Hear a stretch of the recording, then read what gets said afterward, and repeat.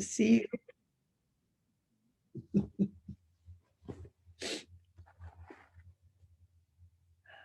let's start with the before lecture chant. An unsurpassed, penetrating, and perfect Dharma is rarely met with, even in 100,000 million kalpas. Having it to see and listen to remember and accept, I vow to taste the truth of the Tathagata's words.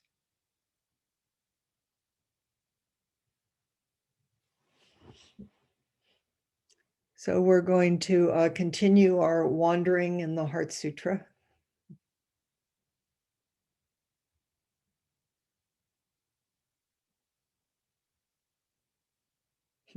I don't know if I made this up or there's something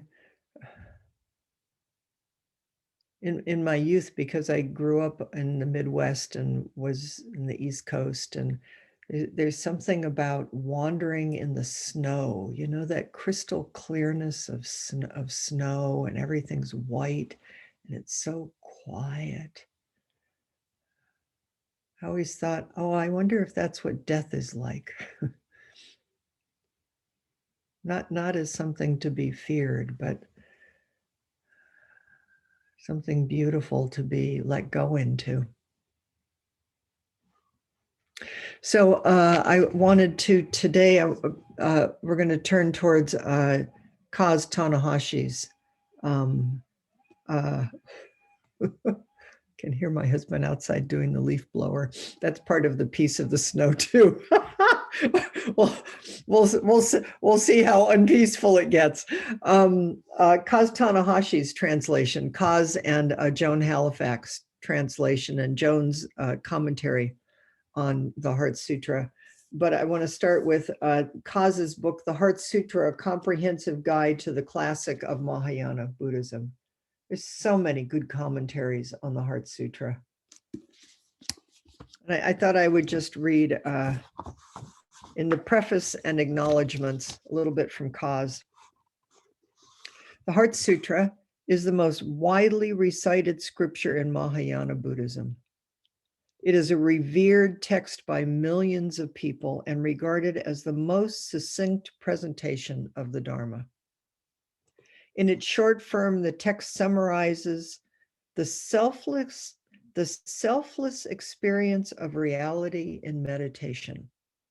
In its short form, the text summarizes the selfless experience of reality in meditation and how this transcends our usual way of thinking. Edward Kanza, an Anglo-German expert on Prajnaparamita scriptures, once characterized the Heart Sutra as one of the sublimest spiritual documents of mankind. One of the most sublimest spiritual documents of, I'll change it to humankind.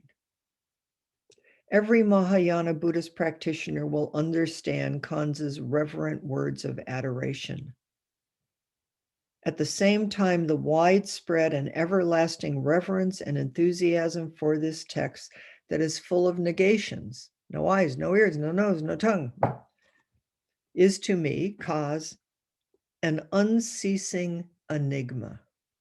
So now that's very helpful. If you think this is an enigma, Kaz Tanahashi, who has studied this and who culturally is more congruent with being able to translate it and probably chanted it for more years than we even want to imagine, says it's an unceasing enigma. So don't get your knickers twisted up if this isn't, if you're not getting it in the way that your mind wants to get it. While understanding the meaning of each word and the teachings of the sutra,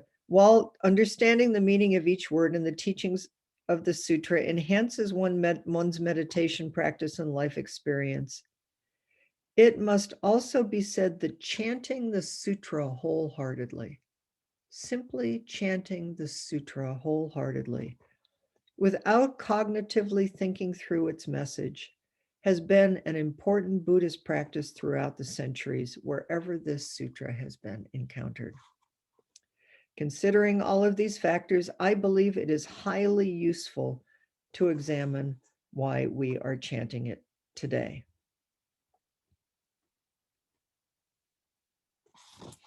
And we'll go on, maybe find out why we're chanting it today. If you want to know more about what Kaz says, get his book.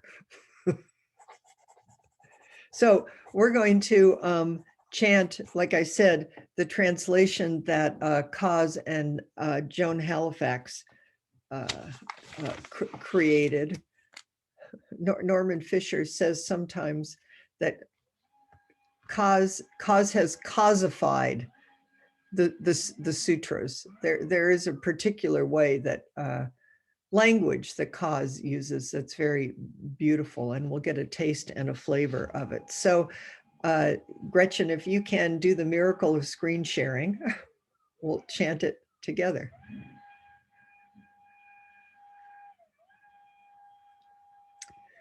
Okay, it will be me chanting the sound because of Zoom, but harmonize, or let's chant along. We'll know we're all chanting it. And we can also know that while we're chanting it, that there are people in cultures all over the world right now chanting it in Japanese, Chinese, Sanskrit, Pali. So we're not alone here. The Sutra on the Heart of Realizing Wisdom Beyond Wisdom. Avalokiteshvara, who helps all to awaken, moves in the deep course of realizing wisdom beyond wisdom, sees that all 5 streams of body and mind are boundless, and frees all from anguish. O Shariputra, form does not separate from boundlessness. Boundlessness is not separate from form. Form is boundlessness. Boundlessness is form. Feelings, perceptions, mental formations, and discernment are also like this. O Shariputra, boundlessness is the nature of all things. It neither arises nor perishes, neither stains nor purifies, neither increases nor decreases. Boundlessness is not limited by form nor by feelings, perceptions, mental formations, and discernment. It is free of the eyes, ears, nose, tongue, body, and mind, free of sight, sound, smell, taste, touch, and any object of mind, free of sensory realms, including mind consciousness. It is free of ignorance and the end of ignorance. Boundlessness is free of old age and death, and free from the end of old age and death. It is free of suffering, arising, cessation, and path, and free of wisdom and attainment. Being free of attainment, those who help all to awaken abide in the realization of wisdom beyond wisdom and live with an unhindered mind. Without hindrance, the mind has no fear. Free from confusion, those who lead all to emancipation embody complete serenity. All those in the past, present, and future who realize wisdom beyond wisdom manifest unsurpassable, authentic, and thorough awakening. Know that realizing wisdom beyond wisdom is no other than this great mantra, luminous, incomparable, and supreme. It relieves all suffering. It is genuine, not illusory. So set forth this mantra of realizing wisdom beyond wisdom. Set forth this mantra that says, Gate, Gate, Para Gate, Parasam Gate, Bodhisvaha.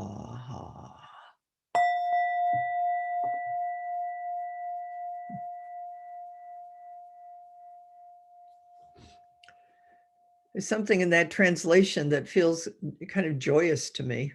The final Gate, Gate, gone, gone, gone beyond, completely gone, hallelujah. It has some of that feeling to it.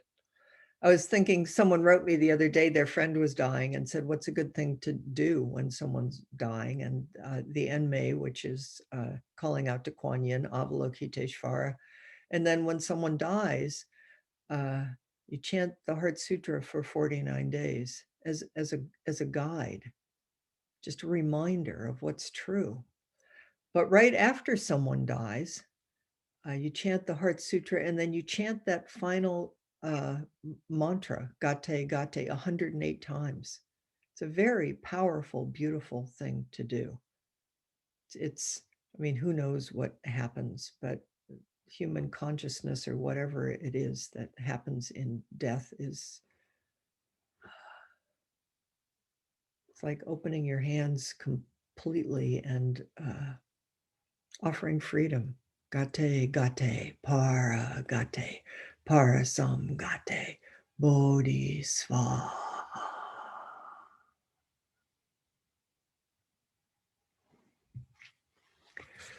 So now I want to share, this is from the Lion's Roar, the commentary on the Heart Sutra. This is Joan Halifax's from Upaya. It's called Form is Emptiness and Emptiness is Form, Our Boundless Mind. The Heart Sutra points us to the ultimate teacher, says Roshi Joan Halifax. Until the arising of the Heart Sutra, Buddhist practitioners typically relied on the presence of an external teacher, a particular Buddha, to show them the way. The Heart Sutra, however, pointed to an approach that was revolutionary, one that directs us towards the mind as the teacher. In a translation of the Heart Sutra by Kaz Tanahashi and myself, we have translated the Sanskrit term shunyata, which is commonly translated as emptiness in English, as boundlessness. This points to a mind that cannot be captured, described, or limited. A mind embedded in the boundlessness of the present, the sutra of all sutras. The present moment is the sutra of all sutras, boundless, inexplicable, ungraspable.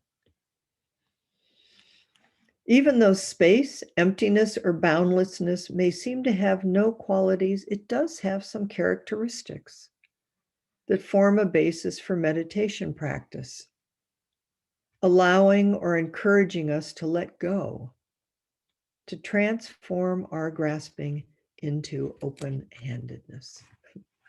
Open-handedness. Such a beautiful mudra. In fact, this is the mudra of generosity. This is fearlessness and generosity.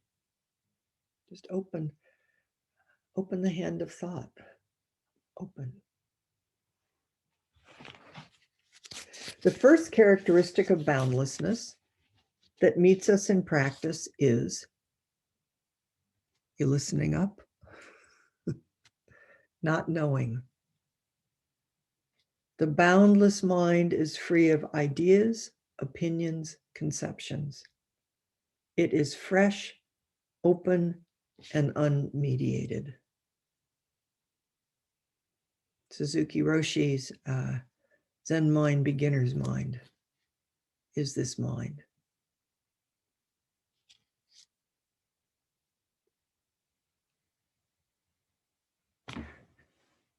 I used to not like using the word mind because I thought it pointed us to this thinking, cognizing mind, our little thinking small mind.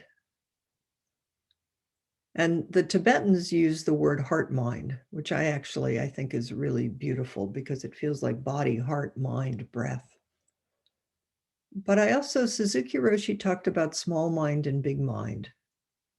And I do think there is the quality of awareness that when we say mind as big mind, points to a luminous, mere, boundless consciousness That is the ground that we all know.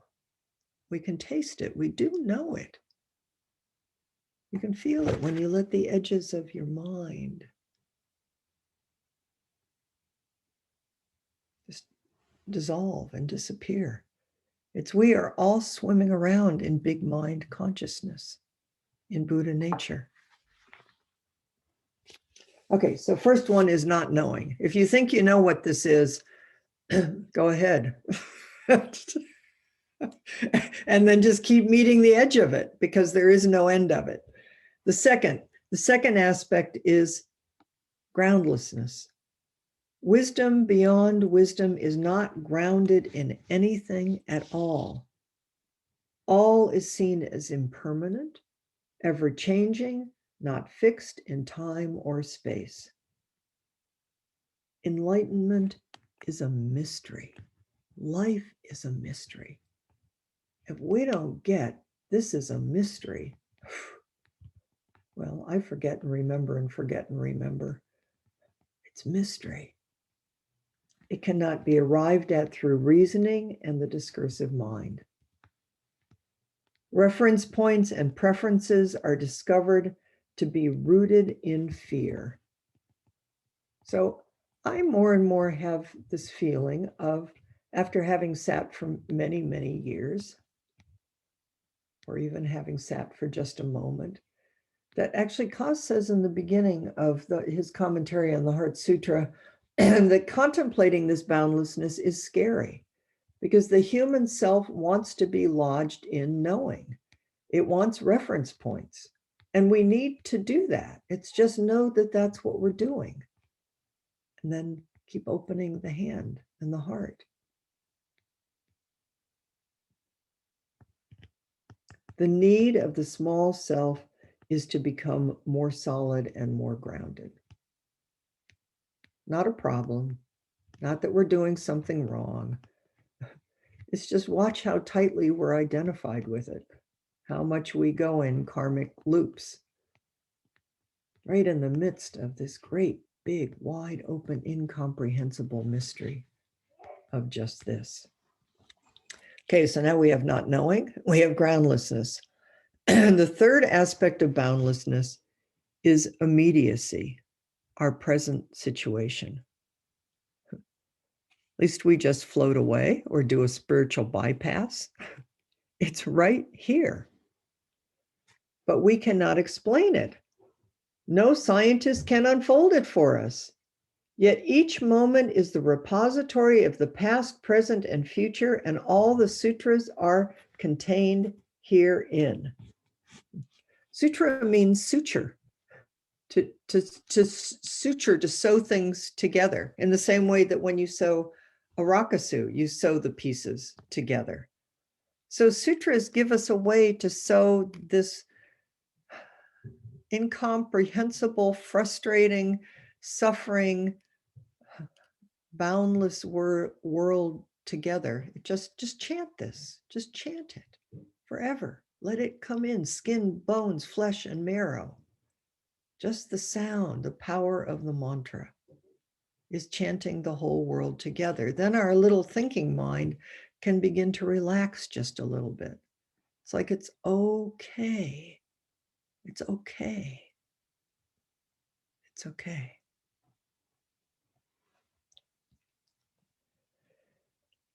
This experience of immediacy is our boundless original dwelling place, the realization of wisdom beyond wisdom.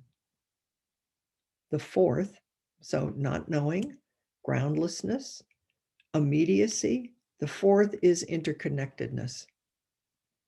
The endless connections that flow through our very lives. In this present moment, nothing is missing. Nothing is missing. All the causes and conditions across time and space, this moment wouldn't be without all of that, which is not anything, which is flowing of time and space, coming in and out of existence in ways that we can't even begin to cognize. Nothing's missing. It's all right here. What if we knew that? What if when we get scared and we start to scramble and think that we have to go look under a rock or throw a rock, or it's all right here. All we need to do, just be here. We are all here. Our tendency to discriminate, cut, and parse our experience might seem to make us more secure, but we cut ourselves away from who we really are, a self that is coextensive with all beings and things. Oh, that's an interesting, it's coextensive. That's a new word. Huh. We're all extending into and out of everything. The Heart Sutra affirms that this boundless mind is Buddha, none other than Buddha. It is a mind that is everywhere and nowhere. It is a mind that is both timeless and in the embrace of this moment, a mind that has realized life as eternal. It belongs to no one and to everyone, and is a bond of vastness that brings all beings into a unity. From this perspective, then, how could an historical personage be our ultimate teacher? Our ultimate teacher is this boundless mind, embedded in all beings and things. Embedded, like a reporter. Remember when the embedded reporters went off to war? Buddha nature is embedded right here, which is what, when we take refuge, it's embedded right here. Take refuge in Buddha. Buddha's not out there or someplace in the past that died. Take refuge in Buddha. I take refuge in Dharma, this present moment. I take refuge in Sangha, this community, interconnection with all beings.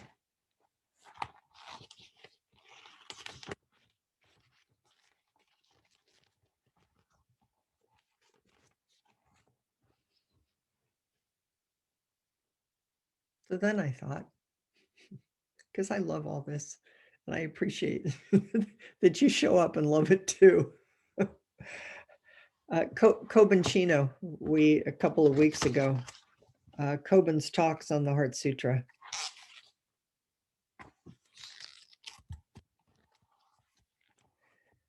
There's a little commentary about Buddha nature. You ever hear that? Buddha nature? You have Buddha nature? Everything has Buddha nature. So I thought I would share what he has to say, because surely this boundless, what's the word? Coextensive mind must be Buddha nature. Buddha nature is inside, outside, everywhere. The physical body is not something which has a little Buddha nature inside of it. Well, let's look. Maybe I could find it. Maybe if I sit enough retreats, then I'll find my Buddha nature. Well, I found it for a minute and then I lost it. I mean, we laugh, but we do go there sometimes. Your whole body is Buddha nature. And yet to have this particular form at this particular time, in this particular way, that is a great matter. Don't skip the great matter of being Gretchen and Marilyn and Sally and Wayne and Judy and Subhana and Christine and Elizabeth and Diane and Chris. This is a great matter. The surprising thing is we don't know how wonderful a world we are. The best way is to go out and ask everything which comes to me, which comes to you. The best way is to go out and ask everything which comes to you. Tell me your thing. What if you were curious and wide open and opened your hand to everything? Just tell me your thing. And they will begin to tell you everything. You could do that with a human being who could talk. You could do that with a redwood tree. You could do it with the sun and the moon and the sky and your breakfast eggs. Tell me your thing. Listen to the sutra that they're singing. And finally, you will begin to feel, as they are talking, that it is their thing, but it is your thing. This is how the sutra is. At first, you feel it is something totally different from you, but the more you listen, you begin to feel, this is me. The whole thing is me talking about myself. In this sense, Dogen said, to study and to practice Buddha's way is to practice yourself, to learn yourself, and to carry yourself among things, and think that you understand. To think that you understand things is illusion. Whatever you understand, all are illusions. Whatever. These words, it's all illusion. I love what the koans is, that these revered teachers are doing these dialogues, and sometimes it will say, and Dogen will say, oh, you got 6 out of 10. Or maybe if you're really good, you got 8 out of 10. But there's always this rhinoceros tail. There's always this trace as long as we're in a human body. And with death, there is freedom. Gone, gone, gone beyond, letting go completely, everywhere, which is where you've been and what you've been all along, right in the midst of this miracle of being a self. So let all things come to you and be awakened by them. That is enlightenment. So I have a difficult problem, Coben says. Maybe it's not just him, maybe it's us too. How do I let things completely happen in me and exist in me?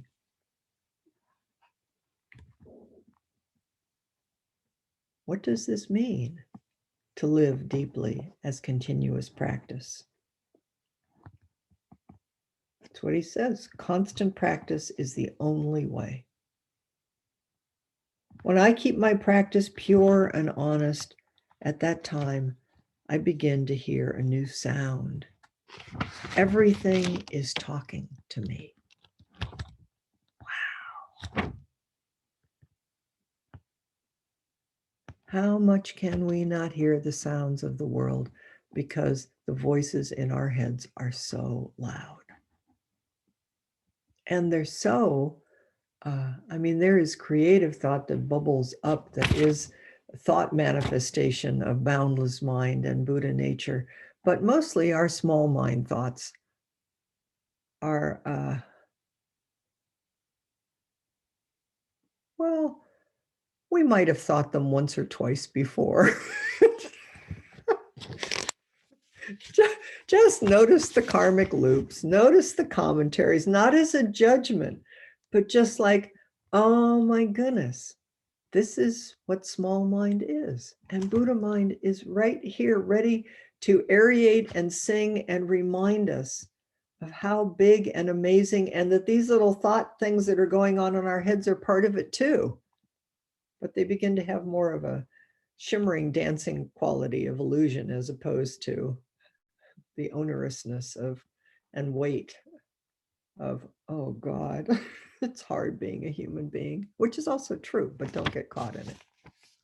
There are no different kinds of Buddha nature. Buddha nature is just one. But when Buddha nature takes form, all things appear.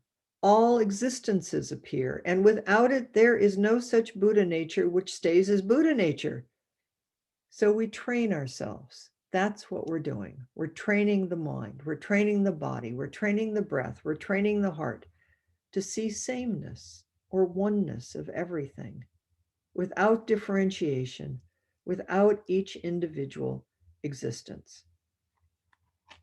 We can do this. They say a Buddha can see simultaneously the two and the one. We train ourselves to move between. It's not two, it's not one, but maybe I see out there this diluted world that's separate from me, but there's also this shimmering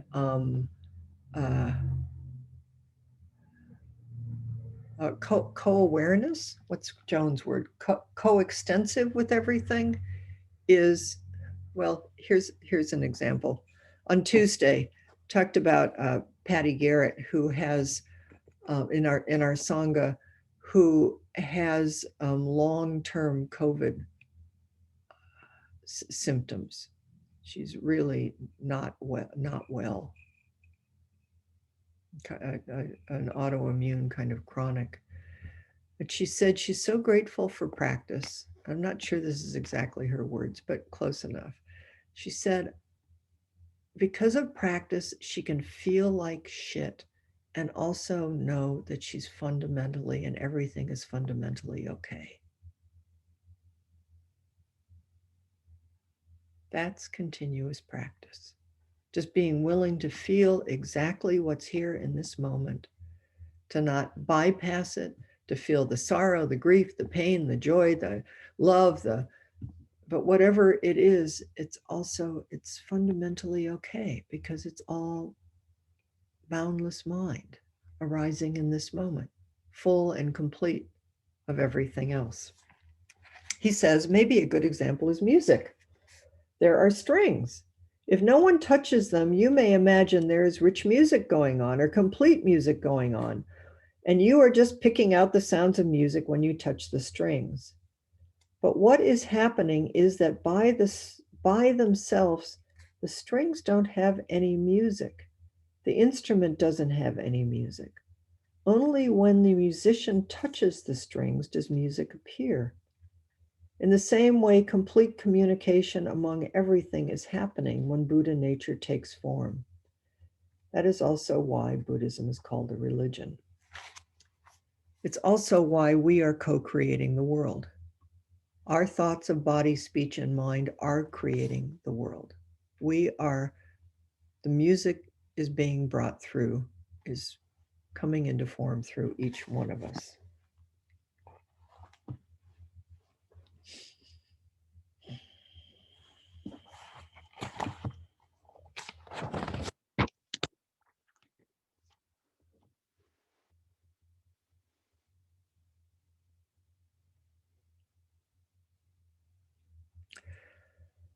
So maybe I'm going to do this. We're smaller today. Maybe I'm going to divide us into groups of 5. We can just have a little conversation today about all of this.